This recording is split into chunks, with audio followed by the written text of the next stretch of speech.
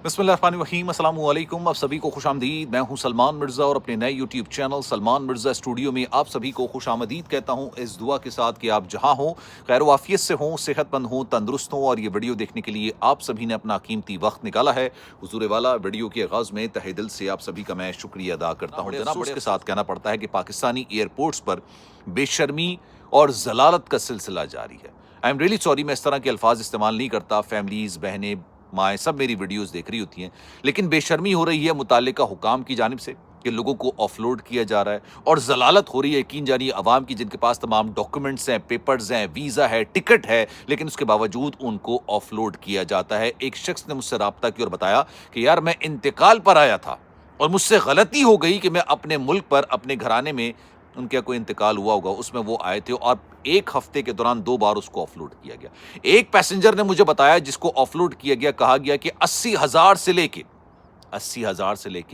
1,50,000 तक की रिश्वत मांगी जा रही है, और कहा जा रहा है ये है तो आपको जाने दिया जाएगा, अदरवाइज आपको जाने नहीं दिया जाएगा। एक बंदे ने बताया, भाई मेरा जो पासपोर्ट है उसको एक्सपायरी अभी 2 साल बाकी है, लेकिन मुझे कहा गया कि आपने क्या नया पासपोर्ट बनाया है? मैंने कहा नहीं जनाब, अभी तो ज़रूरत नहीं है नया पासपोर्ट बनाने की। उन्होंने जनाब ऑफलोड की स्टैंप लगा दी और कहा कि जाइए। अब ये सारा मामला हो क्या रहा है, क्यों हो रहा है? पाकिस्तान की तारीख के अंदर इतने लोगों को ऑफलोड आज तक नहीं किया गया जितने पिछले 1 या 1.5 महीने के अंदर कर दिया गया। एक हसास अंदाजे के मुताबिक अभी तक 25,000 के करीब लोग हैं जिनको बिना किसी वजह के, एक होता ना वजह बताया जाए कि भाई आपके पास ये पेपर्स नहीं है, आपके पास ये मामला नहीं है, नहीं, एफआई ऑफिसर्स को लग रहा है, इमिग्रेशन ऑफिसर्स को लग रहा है जनाब कि ये लोग गायब हो जाएंगे, बाहर जाएंगे और गायब हो जाएंगे। इनको कोई बताएं जनाब, पाकिस्तान के अंदर घर के अंदर से बंदा गायब हो जाता है, किसी के कान कान खबर नहीं होती, किसी को नहीं पता चलता कि जनाब वो कहाँ चला गया, किधर चला गया। और ये भी कहा जा रहा है कि जनाब चूंकि लोग इस सारे निज़ाम से, सारी चीज़ों से बड़े मायूस से हो गए हैं, लोगों की, आप सब बेहतर तरीके से जानते हैं, बेरोज़गारी वाला मामला, दीगर मामला, लोग बैरून मुल्क बेहतर ज़िंदगी की तलाश में जाना चाहते हैं, बेहतर रोज़गार की तलाश में जाना चाहते हैं, और उनको रोक दिया गया। एक वाक़या मैं आपको पूरा दिलचस्प सुनाता हूँ, फिर मैं आपको बताऊँगा कि तमाम चीज़ें हो क्यों रही हैं, और अगर आपको भी ऑफलोड किया गया है पिछले 1 महीने के दौरान, 15 दिन के दौरान, 1 हफ्ते के दौरान, कमेंट सेक्शन में बताइएगा ज़रूर कि आपके साथ क्या हुआ, और फिर मैं आपको कुछ मनाज़िर और कुछ चीज़ें भी दिखाऊँगा। जनाब, एक खातून, अच्छा, जो लोग दुबई में रहते हैं, यूएई में रहते हैं, आप ये कह लीजिए सऊदी अरब में रहते हैं, वेस्टर्न कंट्रीज़ के अंदर रहते हैं, उनको इस बात का बखूबी अंदाज़ा है कि इन ममालिक के अंदर जो हेल्थ का निज़ाम है ना, वो बड़ा महंगा होता है, अफोर्डेबल नहीं होता है। हर कोई अफोर्ड नहीं कर सकता है, भले इंश्योरेंस हो या नहीं हो, लेकिन अफोर्ड नहीं कर सकते। एक खातून जनाब अपना इलाज कराने के लिए, दांतों का इलाज था उनका, डेंटिस्ट से उन्हें रब्ता होता। दुबई के अंदर डेंटिस्ट वाकई में बहुत महंगे होते हैं यार, बहुत ज़्यादा महंगे होते हैं। तो वो इलाज कराने के लिए पाकिस्तान आ गई। उन्होंने पाकिस्तान में अपना इलाज कराया, बेहतर जिंदगी गुजारती हैं, अच्छी जॉब है, जॉब से छुट्टियां लेकर आई थी वो, अब उनको वापस जाने नहीं दिया जा रहा। भाई खून के आंसू रोने पर मजबूर, परेशान होकर बैठ गए कि भाई कोई वजह बता दो कि हमें जाने क्यों नहीं दिया जा रहा है।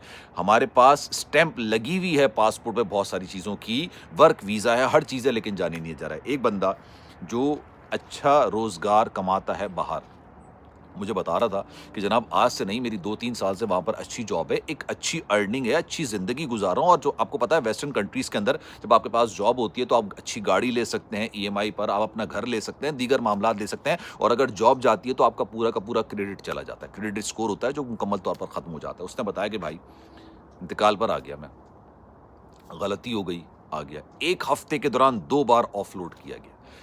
मुझे बताने लगा कि यार 15 से 18 दिन की छुट्टियां लेकर आया था मैं, 15 से 18, क्योंकि 15 दिन की छुट्टियां होती हैं, फिर आप सैटरडे और संडे मिला लें, तो मुझे 18वें दिन ज्वाइन करना था अपनी कंपनी के अंदर।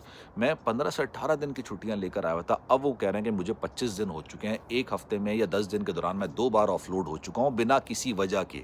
सब डॉक्यूमेंट्स हैं, मैं बाहर से ही आया हूँ, बाहर ही काम करता हूँ, पढ़ता हूँ वहाँ पे या काम करता हूँ, उसकी जॉब है अच्छी। कह रहे हैं यार मुझे अल्टीमेटम दे दिया गया है जॉब की तरफ से कि अगर आपने ज्वाइन नहीं किया तो फिर हम किसी और को आपकी जगह पर हायर कर लेंगे, क्योंकि आपने 15 दिन का कहा था, आज 25 या 26 दिन हो गए। ये लोगों की सूरत हाल है। लोगों ने मुझे अपने पासपोर्ट की तस्वीरें भेजी हैं जिसपे ऑफलोड की स्टैंप लगी हुई है।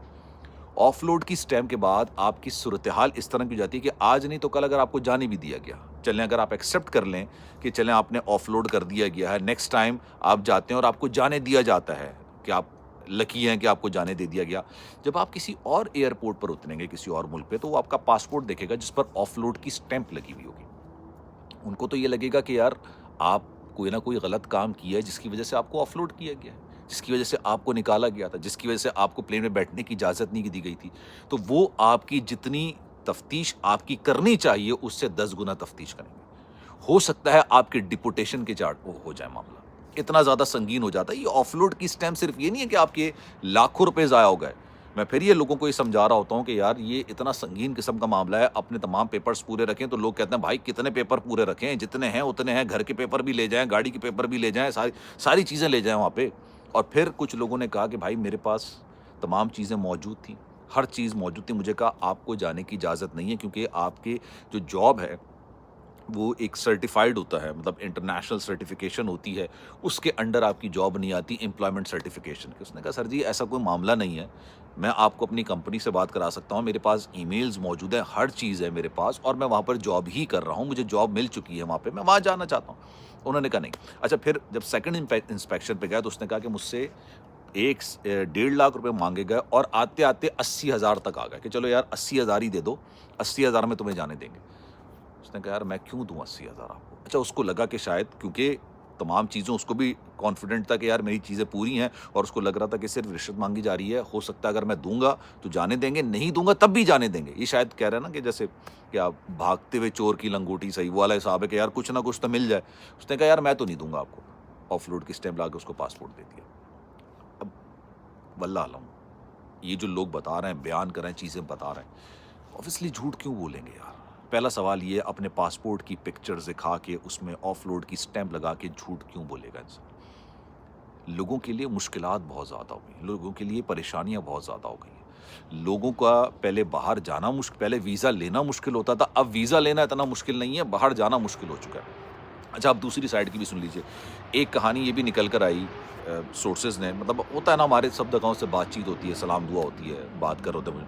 انہوں نے کہا کہ جناب ایک بات بتائیے، جو آپ اتنی مستقل بات کر رہے ہیں کہ آف لوڈ کیا جا رہا ہے، میں نے کہا غلط کر رہے ہیں نا، اس میں صحیح کیا کر رہے ہیں آپ لوگ، غلط ہی کر رہے ہیں نا. انہوں نے کہا مجھے بتائیے جن کے پاس ایک وزٹ ویزا موجود ہے، ان کو انگلش بولنی ہمارے سامنے نہیں آ رہی، ان کو یہ بیان کرنا نہیں آ رہا کہ وہ ملیشیا، تھائی لینڈ، بینکاک کس مقصد کے لیے جا رہا ہے، کس مقصد کے لیے جا رہے ہیں، ان کو یہ بتانا نہیں آ رہا، تو وہ دوسرے ایئرپورٹ پر جا کے کیا بتائیں گے. جب وہاں پر جا کے نہیں بتائیں گے تو ان کو وہاں پر سے ڈپورٹ کیا جائے گا اور پاکستان آ جائیں گے، اور پاکستان کی بدنامی ہوگی، اور ہم سے سوال کیا جائے گا کہ کس کی شفٹ میں یہ گئے تھے، آپ نے ان کو روکا کیوں نہیں. تو میں نے کہا بھائی وزٹ ویزا پھر بھی چلیں کافی حد تک سمجھ آ جاتا ہے کہ بندہ جو بول نہیں رہا، سمجھ نہیں رہا، جس کو پتہ نہیں ہے، جس نے وزٹ نہیں کیا، جس نے اپنے برابر والے شہر میں نہیں گیا، وہ اگر دوسرے ملک میں جا رہا ہے، چلیں اس بات کو کافی حد تک سمجھ آتا ہے. جن کے پاس جاب ویزا موجود ہے یار، جو اسپاؤس ویزے پہ جا رہے ہیں، کبھی آپ کہہ رہو کہ یار پاسپورٹ صحیح نہیں ہے. ایک عجیب قسم کی صورتحال کا سامنا اس وقت ایئرپورٹ پر کرنا پڑ رہا ہے، اور ابھی تک کوئی 20 سے 25 ہزار کے قریب لوگ ہیں جن کو آف لوڈ کیا جا چکا ہے. سوال یہ کہ یار یہ سارے کے سارے تو غائب ہونے نہیں جا رہے ہوں گے نا، یہ سارے کے سارے غیر قانونی طریقے سے رہنے کے لیے تو نہیں جا رہے ہوں گے نا، یا آگے جانے کے لیے تو نہیں جا رہے ہوں گے، جس طرح کا الزام لگایا جاتا ہے کہ ان ممالک میں جا کے آگے نکل جاتے ہیں.